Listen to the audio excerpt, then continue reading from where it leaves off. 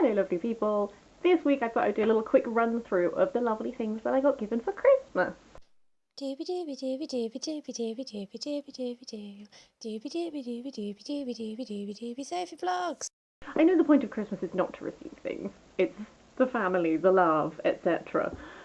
However, the people who I love in my life got me some rather fabulous books and a couple of other things. And I just wanted to go through them quickly.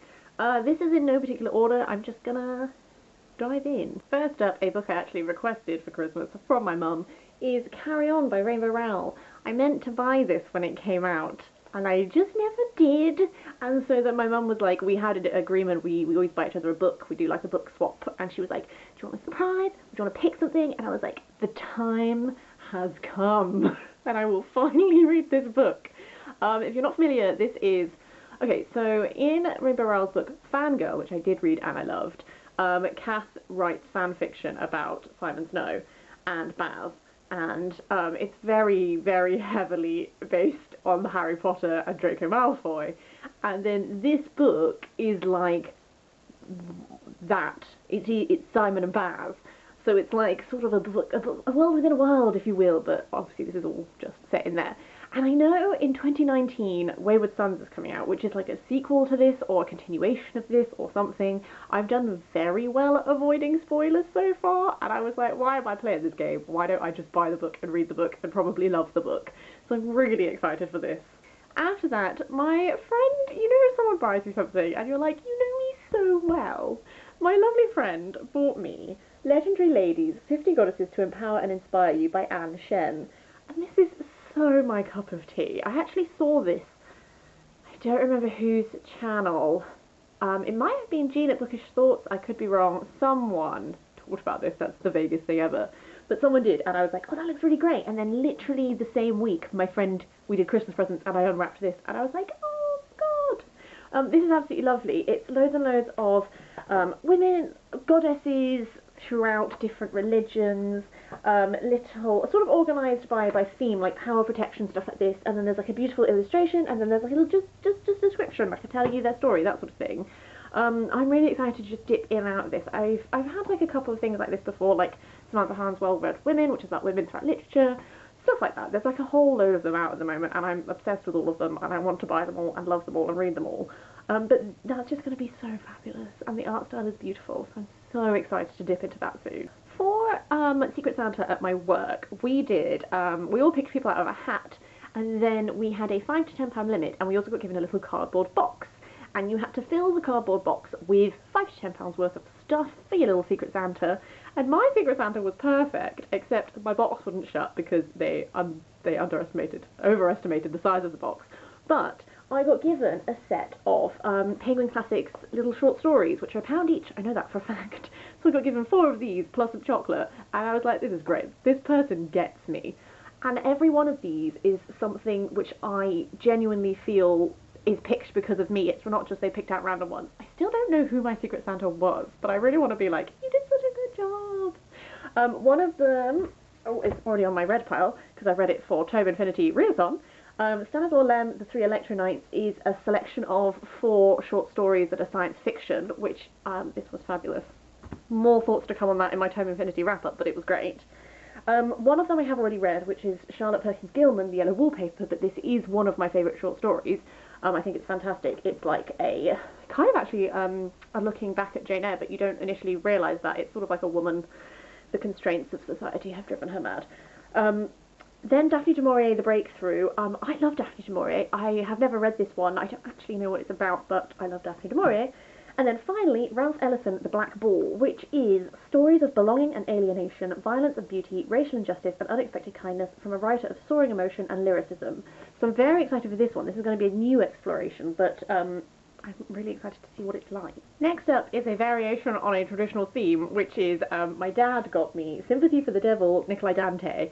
Every year for my birthday and Christmas, my dad buys me something 2000 AD themed because he has been buying 2000 AD comics since the 70s.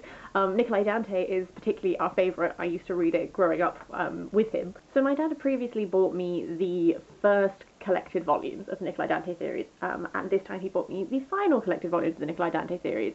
I haven't necessarily read all of the ones in between, but I read quite leading up to this, I read a lot of them. So this is going to be really great. I'm going to finally know how the whole series finishes, which is going to be brilliant, because I've been on tenterhooks for like years, never knowing. Next up is Deeds Not Words, the story of women's rights then and now by Helen Pankhurst, which my boyfriend's mum got for me because she went to a talk by Helen Pankhurst, and so she got it inscribed to Sophie, which was very, very nice of her. This is Helen Pankhurst, who is the granddaughter of Sylvia Pankhurst, essentially going through and looking at introducing you to the suffragettes and then looking at the legacy of the suffragettes from then until now. What changes have we made? What's there still to do? Etc, etc, etc. Suffice to say, I think it's going to be an interesting introduction to some topics which I'm going to know some of them but not all of them, that sort of thing. Excited to dip in and read. After that are books which I requested, starting with the Odyssey, translated by Emily Wilson, which I'm so hyped for. Emily Wilson is the first English language translation of the Odyssey done by a woman, and Emily Wilson has been doing lots of things on Twitter, like tweeting out examples of previous translations, certain passages, and then her translation and why she made certain linguistic decisions and stuff like this. I'm just really hyped. The Odyssey has a lot more roles for women that include more than just lamenting, although I am like big Iliad fan. I've been meaning to do a reread of the Odyssey for a long time, because I think I would maybe... I've always liked the Odyssey, but I think I might love it a little bit more if I did a reread at this point rather than when I first read it. Also, this edition has lovely deckled edges, which I know some people hate, but I kind of do like. I'm reading my Rumi poetry, which I'm reading at the moment, has deckled edges, and I quite like it because it makes turning the page like an event. So yes, I'm very excited. Oh, it has such a lovely weight to it, this book. Continuing an ancient epic theme, I also got The Silence of the Girls by Pat Barker, and this is a gorgeous cover of this.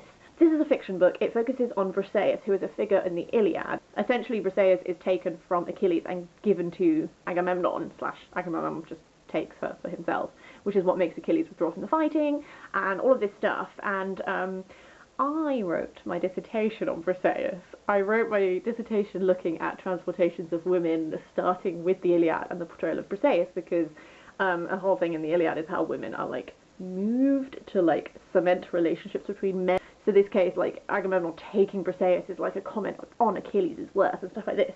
The whole point being that I'm really loving, there seems to be a moment at the moment where we're looking back at these epics and we're finding these voices of women that have previously been lost. So The Silence of the Girls, this is all looking at not just Briseis, but all of these women who are victims of this war and whose lives are taken away because of this war and who are passed around as slaves and stuff like this. It's giving voice to them, and it's like a narrative looking at them. So I don't actually really know much more than that. It was just like, Briseis, count me in. Wrote 10,000 words on that girl. I'm here for her. Okay, so the penultimate book is Ida, A Sword Among Lions by Paula J. Giddings.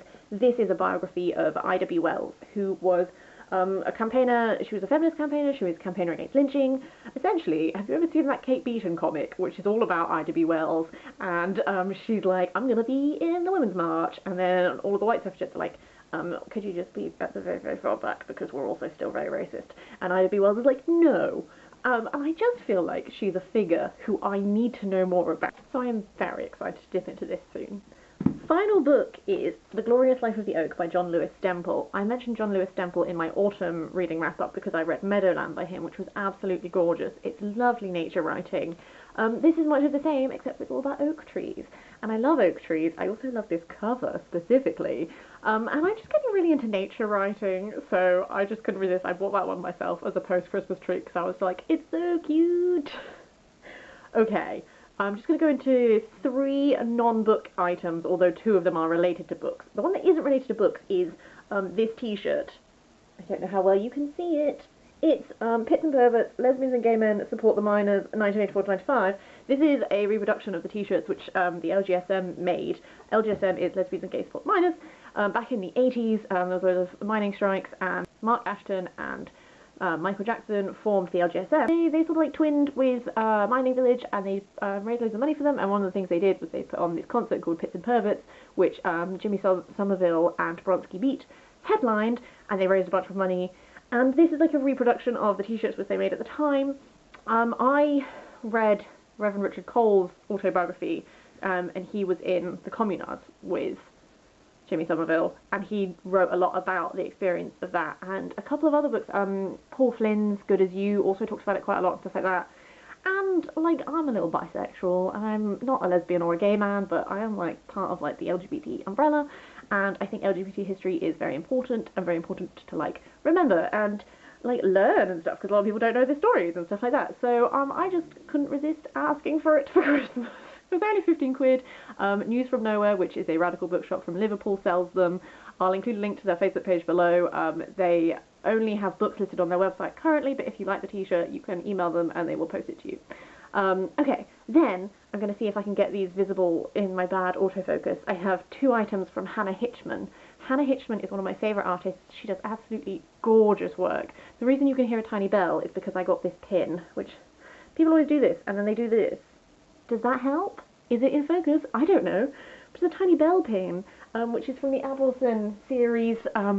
Sabriel has, as the Avilson, has a load of different bells, which are used for different purposes, one of which is sending the dead back to sleep, and that's what that bell is, and it's beautifully, it's got lovely little, like engraving on the actual bell itself. It's gorgeous, and it has a real bell. And then, finally, is this necklace, also by Hannah Hitchman. I don't know if that's in focus. It's an alethiometer. You might not be able to see because my camera might not be focusing, but it's wonderfully detailed. It has all the different symbols on it. It is such a work of art. I had a pin of this and it fell off and I stood on it and it got completely scratched when I was out and about. So when she released, she does necklaces and also earrings of them. I needed it. I needed it because I've been wanting to buy it again, and it was now in necklace form. So those I bought myself because they were too beautiful, and then I counted them as little Christmas presents to myself because I really, really love them. That's it. That's everything I wanted to talk about. My camera has been throwing a complete paddy during this whole thing and keeps crashing, so I'm just gonna call it a day now. I hope you're having a really lovely day. I hope you've got lovely things for Christmas. I'm about to sneeze.